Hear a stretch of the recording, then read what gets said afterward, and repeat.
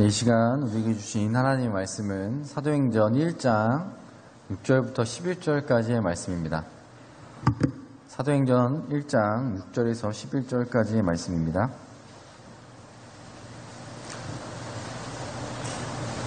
사도행전 1장 6절부터 11절까지의 말씀 한 절씩 교도하도록 하겠습니다.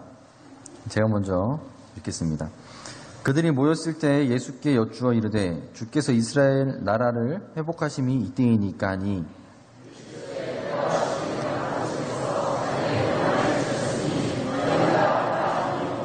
오직 성령이 너희에게 임하시면 너희가 권능을 받고 예루살렘과 온 유대와 사마리아와 땅끝까지 이르러 내 증인이 되리라 하시니라.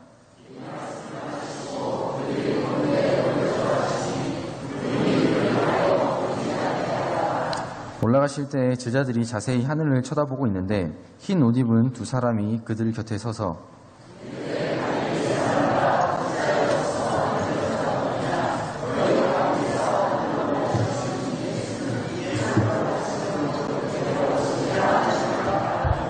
아멘. 여러분은 시리즈를 좋아하시나요? 책이든 드라마든 영화든 흥행이 잘 되면 시리즈로 되어서 후속작이 나오게 됩니다. 그 후속작이 전편에 비해서 형편없을 때도 있고 전편과 비교해서 더욱더 좋은 작품이 될 때도 있습니다. 저는 영화를 참 좋아합니다. 거의 모든 장르를 다 좋아하는데 시리즈로 된 영화 중에서 가장 좋아하는 것은 비포 시리즈입니다. 비포 선라이즈, 비포 선셋, 비포 미드나잇 이렇게 세 편으로 된 멜로 영화인데요. 기차 여행 중에서 만난 남녀가 사랑을 하는 멜로 영화입니다. 이 영화는 첫 번째 영화가 인기가 아주 좋아서 10년 간격으로 후속작이 2편 더 나오게 되었습니다. 이 첫 번째 영화를 찍었던 배우를 그대로 캐스팅해서 그 배우들이 20대 때의 사랑을 나누고 30대, 40, 50대의 사랑을 나누는 이런 시리즈로 된 영화입니다. 전도사가 설교는 안 하고 영화를 소개하고 있으니 이상하시죠? 졸린 시간이기도 하고 제 설교가 조금 딱딱하기도 해서 처음에 이렇게 풀어드리고 가야 될 것 같아서 영화 얘기를 잠깐 했습니다. 제가 말씀드리려고 했던 것은 시리즈입니다. 시리즈. 성경 안에도 시리즈가 있습니다. 상하로 된 시리즈, 열왕기 상하, 역대기 상하가 있고요. 전서와 후서로 된 성경도 있습니다. 고린도전서, 고린도후서, 데살로니가 전후서가 이렇게 있고요. 그리고 1서, 2서, 3서로 되어 있는 요한서신도 있습니다. 그리고 오늘 우리가 읽은 사도행전도 시리즈로 되어 있는 성경입니다. 사도행전은 이 두 권으로 된 책 중에 후속권에 속해 있습니다. 그러니까 2부인 것입니다. 혹시 1권의 이름을 아시나요? 사도행전의 1권의 이름은 누가복음입니다. 누가복음 1장 3절에 보면 누가가 데오빌로라는 사람에게 누가복음을 써서 보내는 것을 알 수 있습니다. 그리고 사도행전 1장 1절을 보시면 이렇게 말씀해 주고 있습니다. 데오빌로여, 내가 먼저 쓴 글에는 무릇 예수께서 행하시며 가르치시기를 시작하신부터 라고 말씀해 주고 있습니다. 같은 데오빌로라는 사람에게 보내는 편지, 그리고 누가복음에서 누가복음에 대한 내용을 설명해 주는 1장 1절을 보면 사도행전이 누가복음의 두 번째 책이라는 것을 우리는 알 수 있습니다. 그래서 사도행전 초반부에 예수님의 제자들의 모습을 보면 아직 온전한 제자도를 갖추지 못한 모습을 볼 수 있습니다. 복음서에서 이어지는 모습 그대로입니다. 복음서를 보시면 제자들은 예수님을 향한 믿음이 부족하거나 오해하는 모습을 많이 보여주고 있습니다.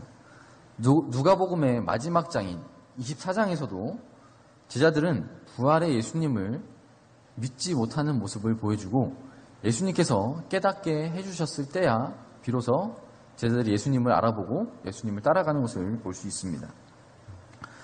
누가복음 마지막 부분과 사도행전 초반 부분은 겹치는 모습이 있습니다. 시리즈가 그렇죠. 전작의 끝부분을 후속작에 보여줘야 독자가 잘 이해할 수 있습니다.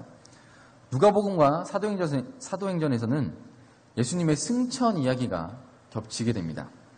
제자들의 부족한 믿음의 모습도 역시 겹치게 됩니다. 그 부족한 믿음은 오순절을 통하여 성령님을 받게 된 후 완전히 다른 모습으로 변화되게 됩니다. 온전한 믿음의 모습, 진정한 예수님의 제자의 모습을, 그리스도인의 모습을 갖춰가게 됩니다. 오늘 우리가 읽은 말씀은 예수님께서 승천하실 때의 모습이 담겨 있습니다. 이곳에서 보이는 제자들의 모습, 믿음의 상태는 여전히 부족하고 무지한 모습을 보여줍니다. 그러한 제자들을 향하여 예수님께서는 하나님의 뜻을 온전히 가르치시고 명령하시고 하늘로 올라가시게 됩니다. 오늘 말씀에 예수님과 제자들의 모습을 통해서 우리가 가져야 할 제자도가 무엇인지 고민하고 또 다짐하고 나아가는 시간이 되기를 소망합니다. 먼저 첫째로 올바른 제자도는 먼저 하나님의 뜻을 생각하는 것입니다. 예수님은 부활하시고 40일을 제자들과 함께 계셨습니다. 그 40일 동안에 가만히 계신 것이 아니라 하나님의 나라의 일을 말씀하셨다라고 했습니다. 제자들과 40일 동안 앞으로 임하게 될 하나님의 나라에 대한 말씀을 나누신 것입니다.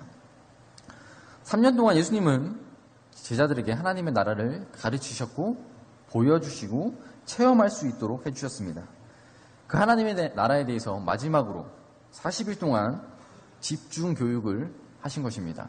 특별 강의를 만들어서 하신 것이죠. 이 특별 교육은 이전의 교육과는 차원이 달랐을 것입니다.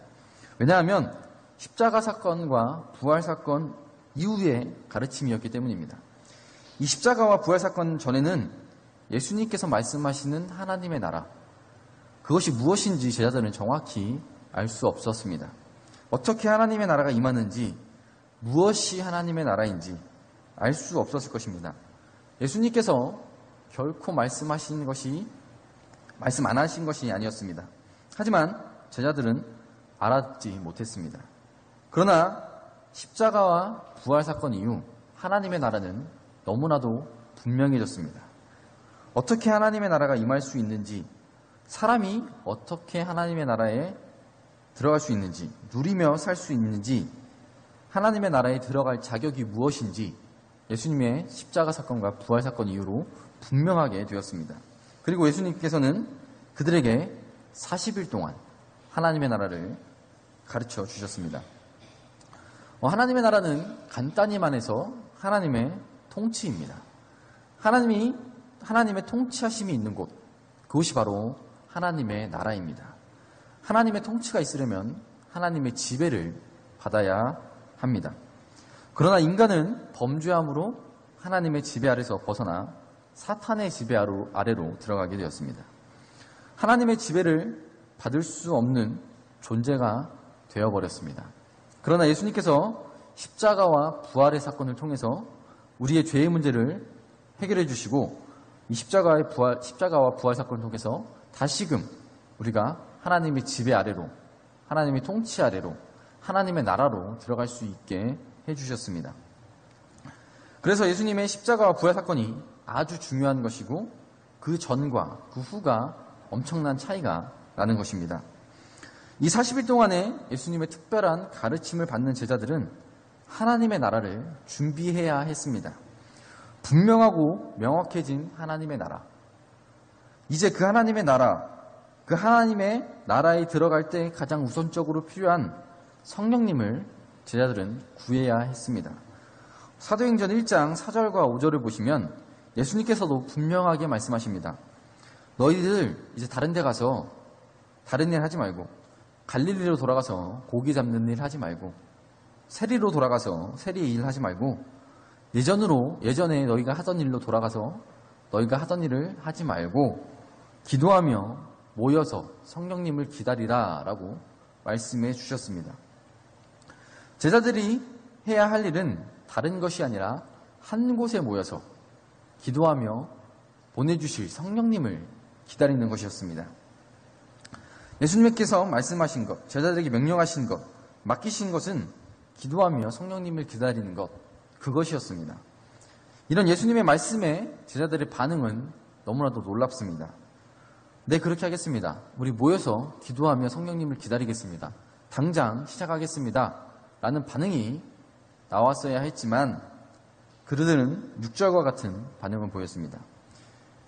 6절에서 이렇게 제자들은 반응을 보입니다. 그들이 모였을 때 예수께 여쭈어 이르되 주께서 이스라엘 나라를 회복하심이 이때이니까 하니. 여기서 제자들의 이 질문은 당연해 보일 수도 있습니다. 이제 때가 됐으니 예수님께서 성령님을 구하라라고 말씀하시겠지 라는 생각으로 예수님께 그때가 이때이니까 라고 물어봤을 수도 있습니다. 그러나 제자들의 의도는 따로 있었습니다.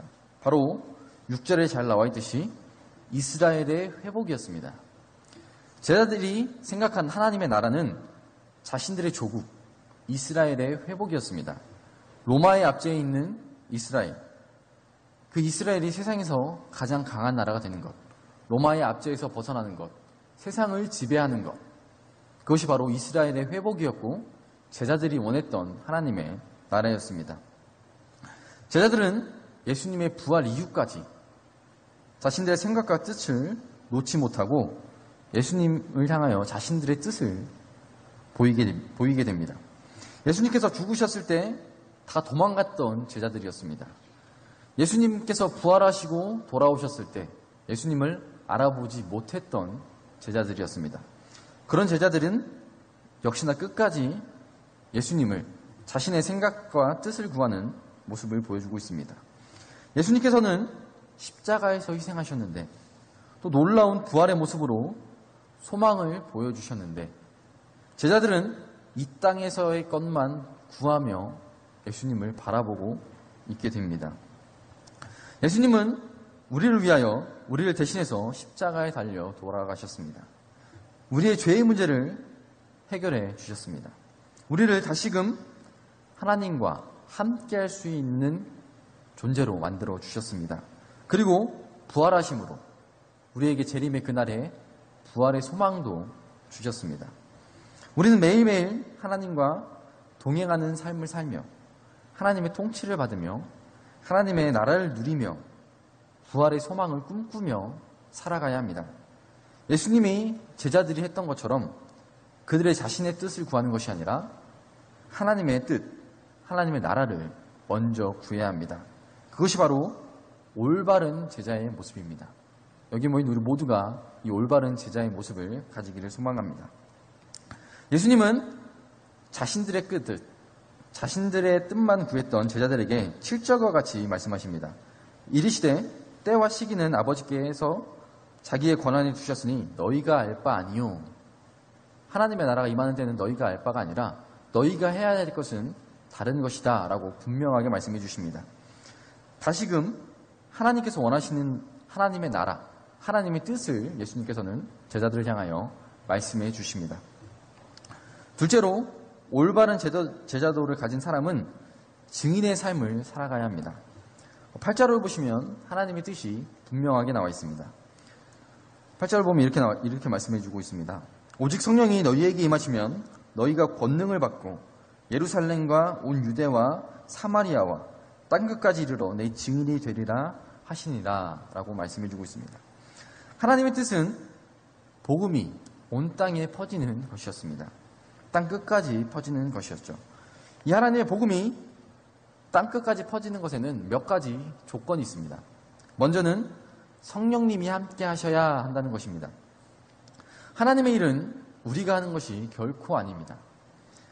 우리가 계획하고 우리가 일하고 우리가 최선을 다한다고 해서 그것이 결코 하나님의 일이 될 수 없습니다. 성령님께서 함께 해주실 때 하나님의 일이 되는 것입니다. 이것은 제가 사역을 할 때마다 느끼는 것입니다. 또 우리 창대교회에 와서는 더욱더 많이 느끼고 있습니다. 중고등부에 사역을 할 때마다 또 새생명 축제, 또 인도 단기 선교 이렇게 모든 사역을 할 때마다 너무나도 절실하게 느끼고 있습니다. 우리가 계획하고 우리가 진행하고 우리가 일하는 것 같이 보이지만 성령님이 함께 해주시지 않았다면 성령님의 도우심이 없었다면 우리는 아무런 열매를 맺지 못했을 것입니다. 우리가 기대했던 것과는 비교할 수 없는 수많은 열매들이 맺히게 되었습니다. 우리가 잘해서가 아니라 성령님께서 함께 해주셨기 때문이었습니다. 성령님께서 함께 해주셔야 우리는 하나님의 일을 할 수 있습니다. 성령님께서 함께 해주시는 일이 하나님의 일입니다. 제자들이 믿음 없는 모습을 보인 것, 계속해서 자신들의 뜻만 구한 것, 그것도 아직 성령님을 받지 못해서였기 때문입니다. 성령님께서 함께 하시지 않으셨기 때문입니다. 그래서 예수님은 제자들에게 성령님을 구하라 라고 말씀하신 것이죠. 성령님이 함께한 제자들의 삶은 완전히 변화되었습니다. 하나님의 복음이 땅끝까지 퍼지는 두 번째 조건은 사람을 통해서 하나님은 그런 일을 하신다라는 것입니다. 하나님은 스스로 충분히 일하실 수 있는 분이십니다. 그 누구의 도움 없이도 모든 것을 하실 수 있는 분이 바로 하나님이십니다. 그러한 하나님께서 부족한 우리를 들어 쓰시기를 원하십니다. 사람을 통하여 일하시기를 원하십니다. 또 그렇게 일을 해 나가십니다. 하나님께서는 예수님의 제자들을 통해서 복음 사역을 해 나가셨습니다. 예수님의 제자들에게 성령님을 보내주시고 하나님의 일에 귀하게 쓰셨습니다. 제자들은 예수님의 증인으로서 하나님께 쓰임받게 되었습니다. 예수님께서 성령님과 함께한다면 권능을 받고 증인이 된다라고 말씀해 주셨습니다. 여기서 증인이라는 것은 법정에서 서약을 하고 증언을 하는 사람을 뜻하는 것이 아닙니다. 사전을 찾아보니 증인의 두 번째 뜻이 이 법정에서 하는 일이 증인의 두 번째 뜻이었습니다.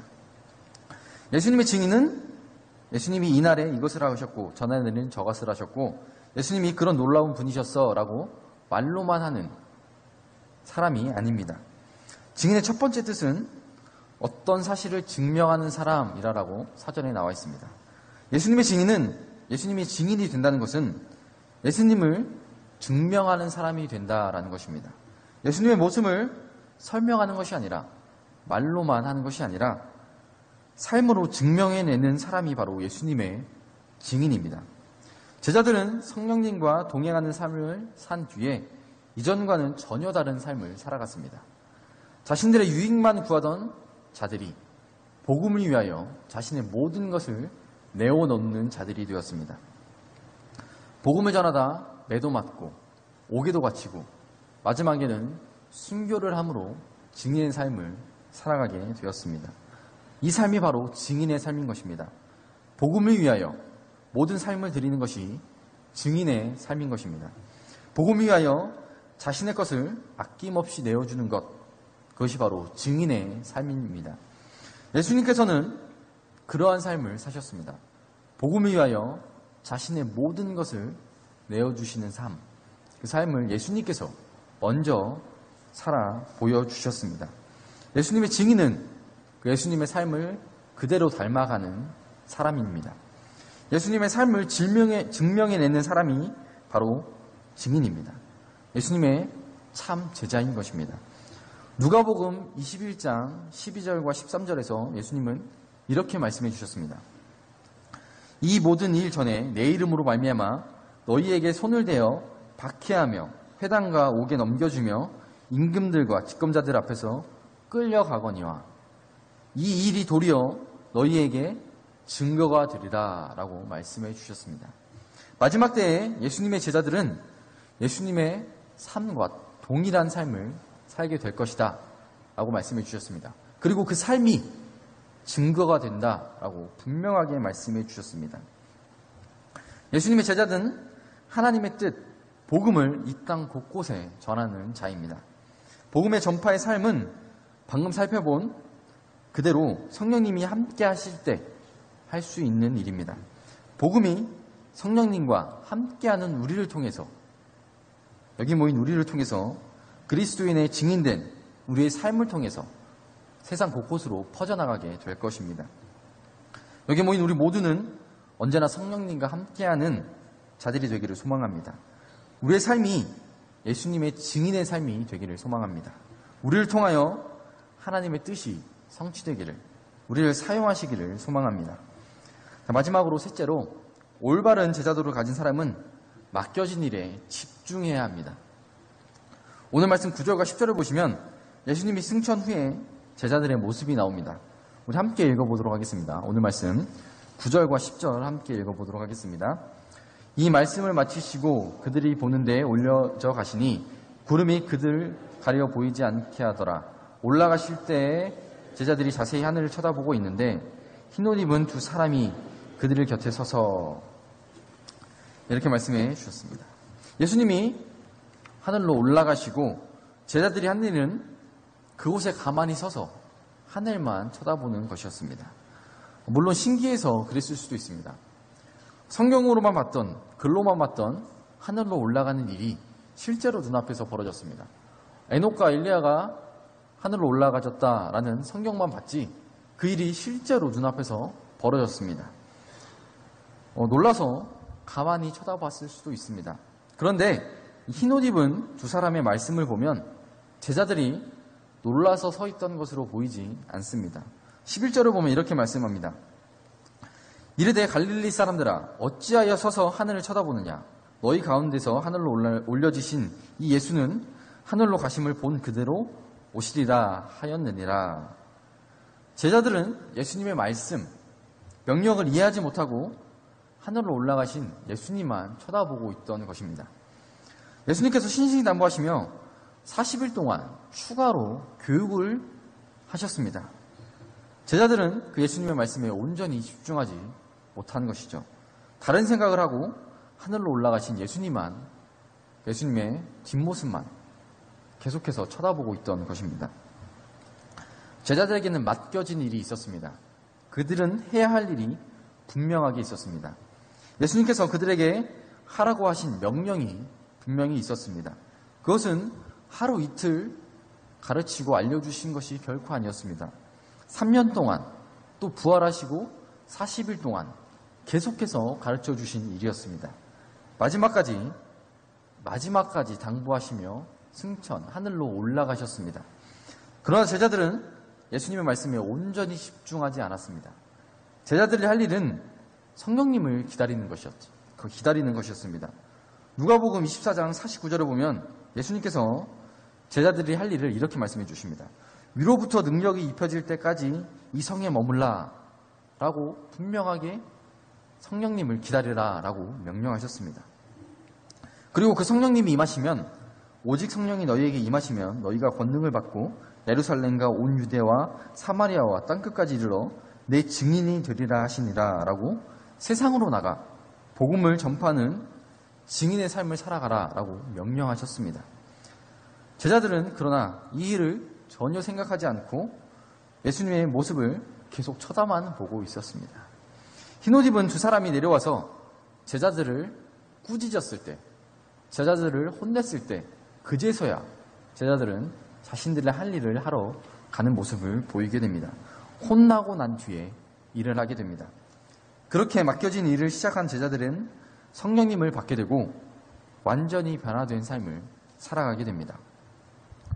우리가 삶을 살아가다 보면 삶에 치여 우리의 삶의 걱정과 근심에 또 살아가는 일에 집중하며 우리에게 맡겨진 하나님의 뜻을 집중하지 못할 때가 많이 있습니다. 우리에게 가장 중요한 것은 우리의 내일을 걱정하는 것이 결코 아닙니다. 우리의 삶을 걱정하는 것이 우리에게 가장 중요한 것이 아닙니다. 예수님께서 분명하게 말씀해 주셨습니다. 먼저 그의 나라와 그의 의를 구하라. 그리하면 모든 것을 다 더해 주시겠다라고 말씀해 주셨습니다. 우리가 이 세상을 살아가며 걱정할 것 단 하나도 없습니다. 우리가 해야 할 것은 걱정이 아니라 하나님의 뜻을 구하는 것입니다. 올바른 제자의 삶을 살아가는 것, 그것이 우리가 해야 하는 것입니다. 오늘 우리는 예수님의 승천에 관한 말씀을 통해서 올바른 제자도에 대해서 생각을 해보았습니다. 세 가지로 살펴봤습니다. 첫째는 하나님의 뜻을 먼저 구하는 것, 그것이 올바른 제자도였다라고 했고, 두 번째로는 증인의 삶을 살아가는 것, 예수님의 삶을 우리 삶으로 살아내는 것, 그것이 올바른 제자의 모습이었다라고 했습니다. 그리고 마지막으로 우리에게 맡겨진 일을 집중하는 것, 집중해서 그 일만 해나가는 것이 바로 올바른 제자의 모습이었다라고 말씀을 나눴습니다. 그러나 가장 중요한 것, 가장 기본이 되는 것, 시작이 되는 것은 성령님께서 함께 해주시는 것입니다. 성령님의 동행입니다. 성령님께서 함께 하시지 않는다면 우리는 아무것도 할 수 없습니다. 우리가 주님의 일을 해나갈 때 가장 중요한 것은 바로 성령님께서 우리와 함께 해주시는 것입니다. 성령님과 함께 한다면 오늘 우리가 나눈 말씀, 제가 말씀드린 세 가지의 것들이 자연스럽게 우리가 고민하지 않고 생각하지 않고 노력하지 않아도 우리가 성령님과 함께 한다면 우리 삶에서 자연스럽게 나타나게 될 것입니다. 제자들을 향한 예수님의 수많은 가르침이 빛을 발하는 것은 그들에게 성령님이 함께 해주실 때였습니다.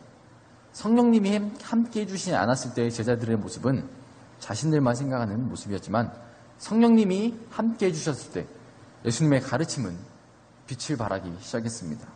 여기 모인 우리에게도 마찬가지입니다. 우리가 성경의 수많은 것을 안다고 해도 예수님의 그 뜻을 분명히 안다고 해도 성령님께서 우리와 함께 해주시지 않는다면 그것은 아무 소용없는 일이 될 것입니다. 우리의 신앙의 모습이 아주 좋아 보인다고 해도 우리가 성경을 많이 읽고 기도를 많이 하고 모든 예배에 참여하고 교회의 봉사를 많이 한다고 해도 성령님이 함께 해주시지 않는다면 그것은 우리의 일이지 하나님의 일이 결코 아닐 것입니다. 성령님께서 함께 해주셔야 합니다. 다른 그 무엇보다도 성령님께서 동행하는 삶을 우리는 살아나가야 합니다. 성령님의 능력을 받아 우리의 삶을 살아나가야 됩니다. 이 시간 다 같이 기도하기 원합니다. 우리에게 언제나 성령님께서 함께 해달라고 이 시간 기도하겠습니다. 우리에게 성령님의 능력을 달라고 기도하겠습니다. 우리의 모든 삶 속에서 성령님의 행하심이 있게 해달라고 이 시간 성령님과 함께 해달라고 기도하겠습니다. 다 같이 기도하겠습니다. 하나님 감사합니다. 오늘 우리는 말씀을 통해서 올바른 제자의 모습을 살펴보았습니다. 주님의 그 수많은 가르침을 받고도 끝까지 예수님의 그 부활의 기적의 모습을 보고도 끝까지 자신들의 것을 구하는 제자들을 보았습니다. 주님, 하지만 그 제자들이 성령님을 만났을 때 완전히 변하는 삶을 사는 것을 보았습니다. 주님, 여기 모인 우리 모두에게 언제나 성령님을 부어주시옵소서. 그 성령님의 능력을 부어주시옵소서. 우리가 성령님과 동행하는 삶을 살 수 있도록 인도하여 주시옵소서. 그래서 우리가 하는 모든 일이 우리의 노력과 우리의 힘과 우리의 뜻이 아니라 하나님의 뜻, 하나님의 일, 하나님의 놀라운 권능으로 하는 일이 될 수 있도록 우리가 언제나 성령님과 함께 할 수 있도록 인도하여 주시옵소서. 우리에게 성령님을 보내주시고 우리 마음속에 성령님과 함께하는 놀라운 기적의 역사를 일어날 수 있도록 우리 삶을 변화시켜 주시옵소서. 우리를 언제나 변화시켜 주시옵소서.